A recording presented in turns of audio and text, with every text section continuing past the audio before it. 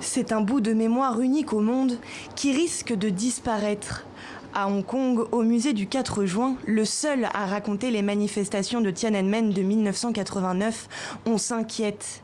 Affiches, œuvres d'art et archives, tout pourrait être confisqué au nom de la loi sur la sécurité imposée par Pékin. Dans le doute, tout va être numérisé. Après l'adoption de la loi, ils pourraient voir ce musée comme de la subversion. Car sous la définition de la subversion, il faut entendre tout ce qui va à l'encontre du gouvernement chinois. Je pense donc que la meilleure protection pour tout ce que nous avons, c'est de tout numériser et de tout mettre en ligne.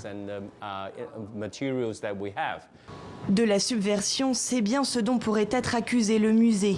En Chine, Tiananmen reste un sujet tabou et les récents événements des révoltes pro-démocratie hongkongaises ont ravivé ce pan d'histoire. Car ce qui est un devoir de mémoire pour certains n'est pas forcément bien vu par le gouvernement de Pékin, soupçonné de vouloir contrôler les voix dissidentes et pro-démocratiques à Hong Kong par le biais de sa loi sur la sécurité.